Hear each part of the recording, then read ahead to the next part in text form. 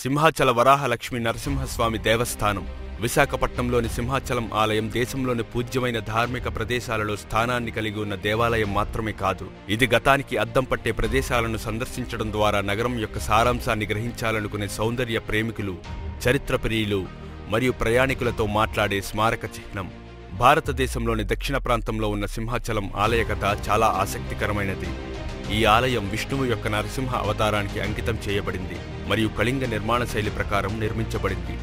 దేవాలయం పేరుకు ఒక ముఖ్యమైన అర్థం ఉంది. సింహ అంటే సింహం మరియు అద్రి అంటే కొండ.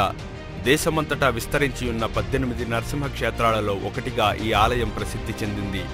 ఇతర ఆలయాల మాదిరిగా కాకుండా ఇక్కడ ప్రధాన దైవం వరాహ లక్ష్మీ నరసింహుడు. వరాహ మరియు నరసింహ యొక్క ప్రతిమ లక్షణాలను మిళితం చేస్తుంది. త్రిభంగ భంగిమలో ఉన్న దేవత యొక్క అసలు ఆకారం మానవ మొండెం మీద సింహం తలతో 2 చేతులు కలిగి ఉంటుంది. వరాహ నరసింహస్వామి నివాసంగా చెప్పబడే ప్రసిద్ధ దేవాలయం, అందుకే ఈ కొండని సింహాచలం అని పిలుస్తారు. ఇక్కడి ప్రధాన విగ్రహం ఏడాది పొడవునా గంధంతో కప్పబడి ఉంటుంది. భగవంతుడు తన నిజరూప దర్శనం ఇస్తున్నాడని విశ్వసించినప్పుడు మాత్రమే ఒక్కసారి దానిని తొలగిస్తారు. ఇది 12 గంటల పాటు కొనసాగుతుంది. అక్షయ తృతీయ రోజున దేవతలు గంధపు చెక్కను రంగరించిన ముద్దతో కప్పుతారు. ఈ ఆలయానికి సంబంధించిన ఒక ఆసక్తికరమైన విషయం ఏమిటంటే ఇది పశ్చిమం వైపు ఉంటుంది.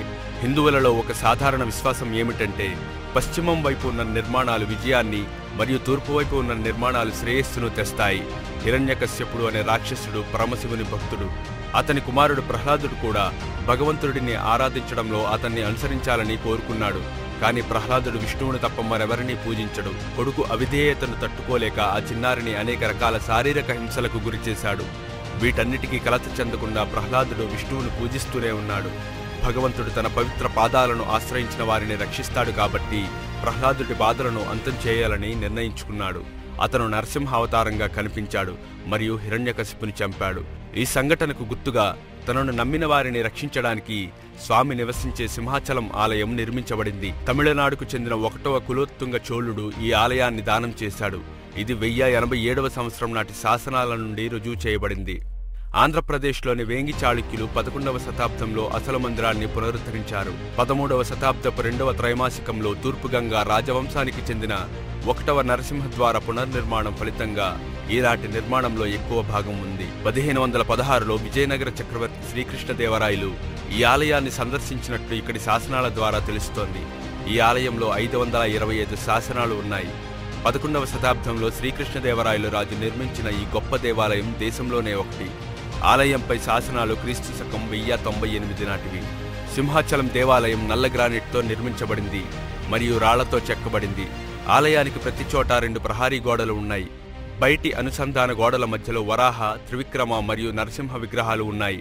విగ్రహాల గది వెలుపల ఆలయంలోని ముగ్జ మండపంలోని కప్పస్తంభం అనే స్తంభం వస్త్రంతో అలంకరించబడి పూలదండలతో వెండి పలకలతో చుట్టబడి ఉంది. ఆలయానికి ఉత్తరాన కళ్యాణ మండపం చుట్టూ 96 సంక్లిష్టమైన స్తంభాలు ఉన్నాయి. స్తంభంపై నరసింహస్వామి మరియు మత్స్య మరియు ధన్వంతరి వంటి విష్ణు అవతారాల అనేక శిల్పాలు ఉన్నాయి. పూజారుల ప్రకారం ఈ ఆలయాన్ని సందర్శించిన వారికి సంతాన భాగ్యం కలుగుతుందని చెప్పబడింది. వార్షిక గిరి ప్రదక్షిణ సింహాచలం కొండల చుట్టూ 32 కిలోమీటర్ల దూరం నడుస్తారు. సుమారు 5 లక్షల మంది ప్రజలు పాల్గొంటారు. ప్రదక్షిణ సింహాచలం పాదాల వద్ద ప్రారంభమవుతుంది. నడక పూర్తయిన తరువాత భక్తులు స్వామివారి దర్శనం కోసం అడుగులు వేస్తారు. ఆలయం ప్రతిష్టాత్మకమైన International Organisation for Standardisation certification పొందింది. భక్తులకు అందించే సేవలు, పరిశుభ్రత మరియు పచ్చదనంతో సింహాచలం దేవస్థానం యొక్క వివిధ అంశాలను అంచనా వేస్తూ HYM ఇంటర్నేషనల్ సర్టిఫికేషన్స్ ఈ గౌరవాన్ని జారీ చేసింది. ఈ వీడియో మీకు నచ్చితే లైక్ చేయండి, కామెంట్ చేయండి, షేర్ చేయండి, అలానే సబ్స్క్రైబ్ కూడా చేసుకోండి.